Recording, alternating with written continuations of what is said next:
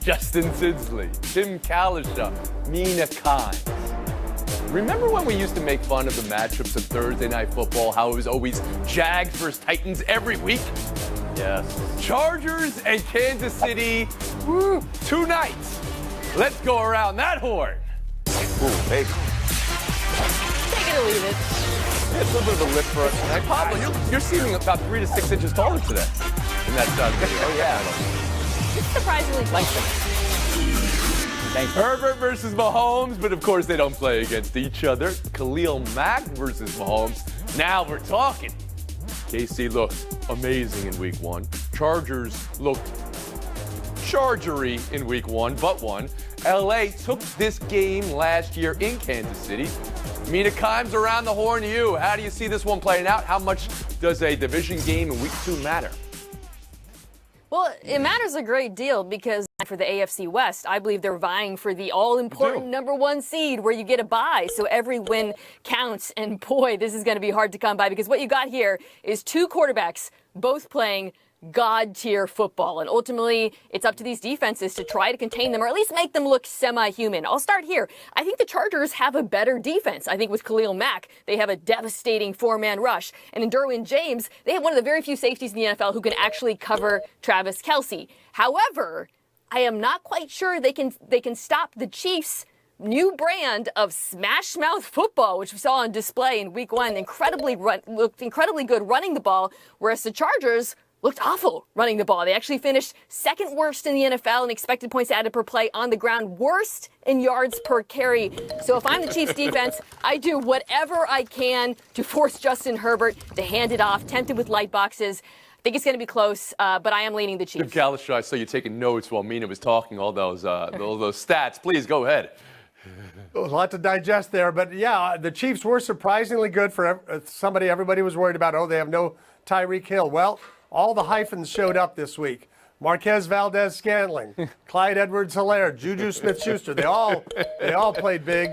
And I agree about the Chargers defense. They looked really good against the Raiders. Chiefs defense looked good against Arizona. That may not even count at this point until we see more from the Cardinals. But I do think on a Thursday night without Keenan Allen, that's putting a lot on Eckler, putting a lot on those Charger receivers to really show up. I think it's the Chiefs' night. Justin Sidsley. Yeah, when you only get 17 games to begin with, every game matters, especially the divisional ones. And as everyone has said so far, this is really about these quarterbacks versus these defenses. Last week, Mahomes looked electric. He was spreading the ball all around. He even threw 5 touchdowns against the blitz, which is actually should help him going up against this Chargers defense because Mack and Bosa, they had the Raiders, they had them looking all out of character in some ways. 6 sacks, 3 interceptions, 22 quarterback pressures. Meanwhile, Herbert's without Allen, and he's going up against a Kansas City defense that looked super fast last week. So there's a lot to be excited about this game, including the last 3 times that Mahomes and Herbert have played each other. The games have been decided by a touchdown in the last minutes of regulation or overtime. So one thing is for damn sure: this ain't your father's Thursday night football. Yeah, right? That's what a joke I made before. I feel that way too. Pablo Torre, now to you. But this Chargers defense also isn't your Cardinals defense. I mean, Justin was referring to the blitz. This feels, Tony, like the first real test, if I can truly denigrate the Cardinals defense, that the Chiefs offense is about to face this season, right? And I say that because the way they attacked Patrick Mahomes seems like, now in retrospect, maybe it's obvious, but the worst possible approach to blitz that often, to not even really try the too high safety thing that Patrick Mahomes was seemingly befuddled by for at least some part of last season. And so the Chargers defense, yes, with Bosa and Mack, and I believe a defense that is already built to stop those crossing routes up front, I think all of those hyphens are going to get a challenge right now that leads me to lean Chiefs, but it's going to be so close, I think. I mean, if I could ask a follow-up on Kansas City, there were many who thought, and I'll even put you in this camp, I think we talked about this maybe on air, maybe privately, that the move away from an offense with Tyreek Hill might be good for Patrick Mahomes. It might pen him in just a little bit where he can now actually get to another level. And what are you looking for tonight then?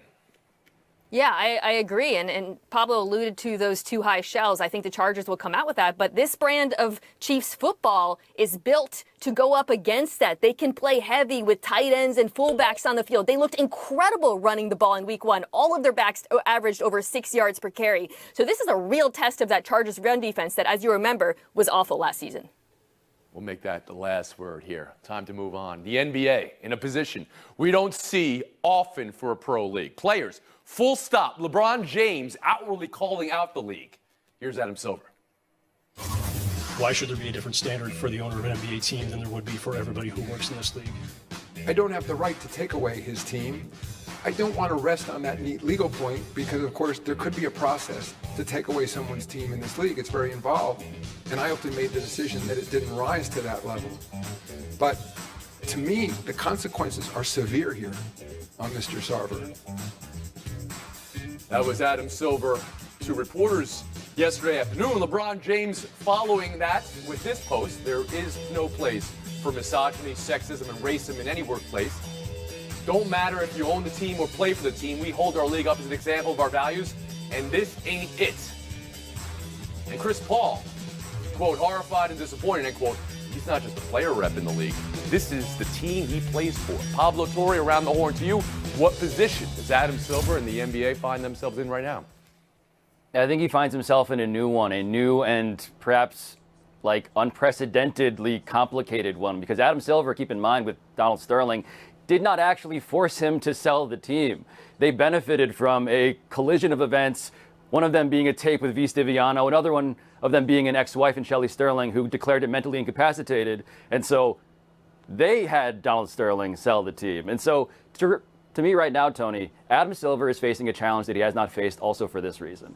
LeBron James and Chris Paul are usually on board with him. He is uniquely talented as a commissioner for being the guy who has alliances with his superstars. That is what has differentiated Adam Silver this entire time and has made him seem even more progressive, by the way, than he really is. He's a pragmatic man. And right now he has bet on this whole controversy going away sooner than I think he realized. And now it's up to players, honestly, LeBron and Chris Paul, to keep the heat on if this is going to be a thing that he actually actively has to reconsider. Justin Tinsley.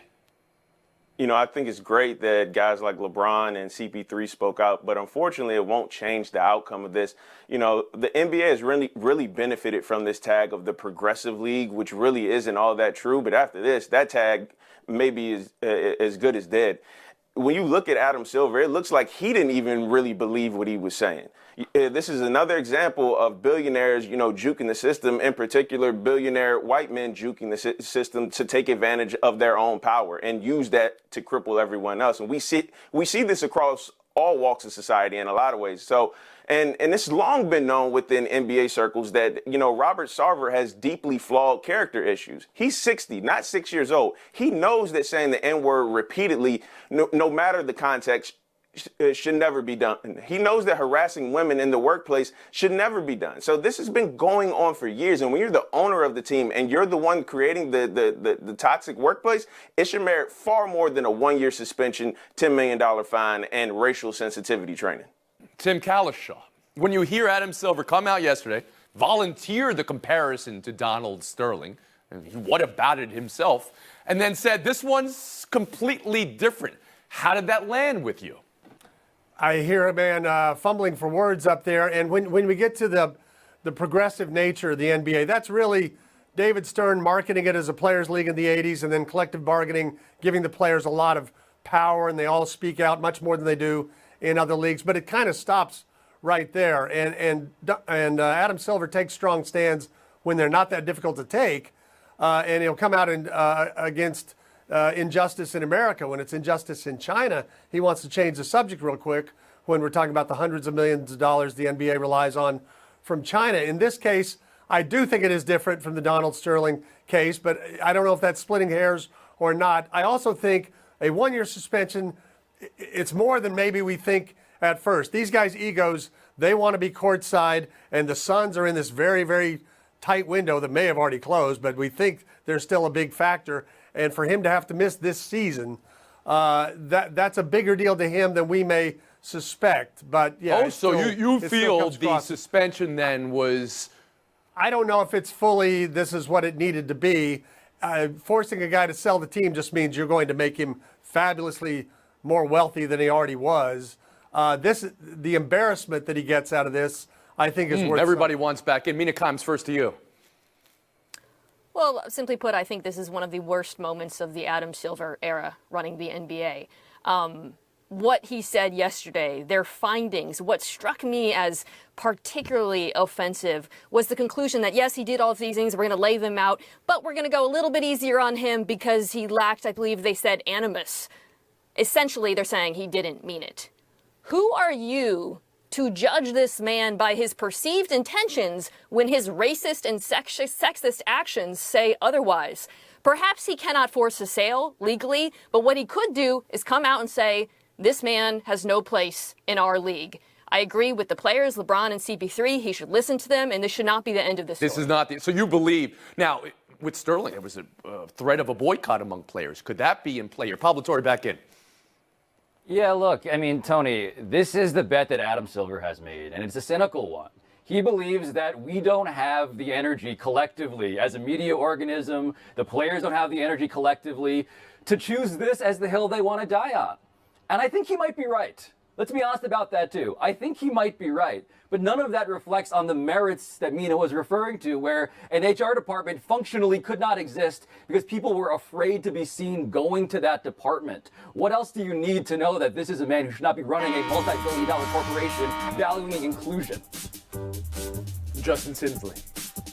These were years of allegations. This isn't just one. This isn't just two. These are years of allegations. This guy knew what he was doing was wrong. And the fact that he basically got a slap on the hand, that's why so many people are upset with this, including LeBron James and Chris Paul. And the fact that Silver said, we looked at all 18 years here, suggests, hey, there were a bunch of years where he didn't do something racist, or he didn't do something sexist. It was just these few over here. That's a very odd take.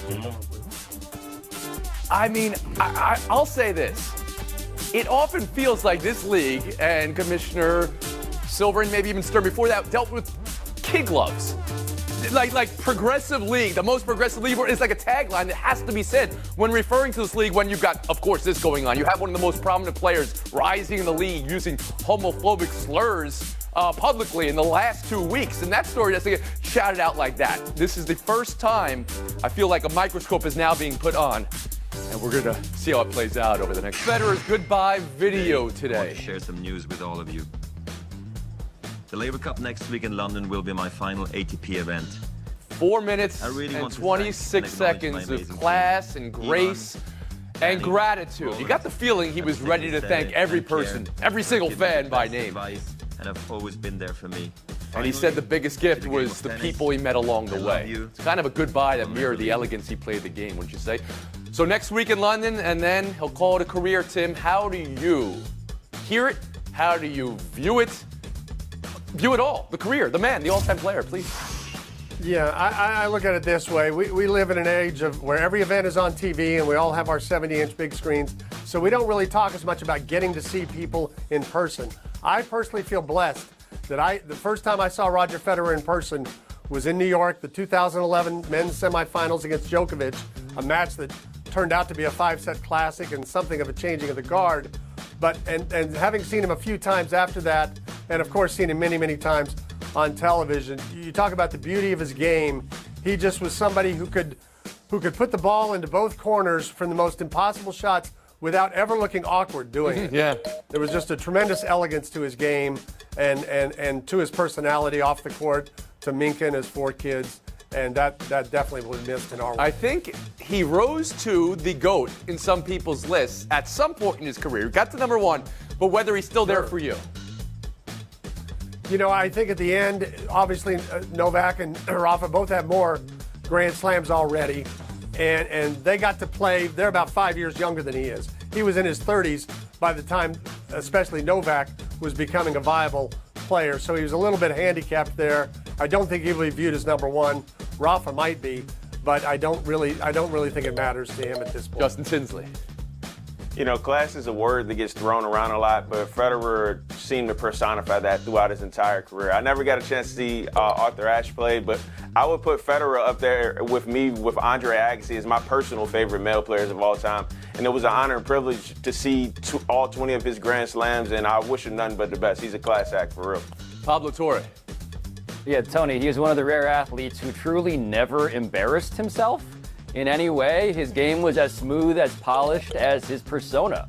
And so for me, I hope that this is real. I know he is injured. He's been trying to come back for 2 years, basically watching his contemporaries rise above him in those rankings. But I hope that he's for real and that he exits as gracefully as he played. Oh, you mean he hopes he's real, that this is the real retirement? I also mean, yes, of course, we never really know who somebody is. You said he never embarrassed himself. How could you possibly know who the person is from the brand? But this was different, right, Mina? This goodbye video, 4 minutes worth of gratitude, the way it was, it felt different.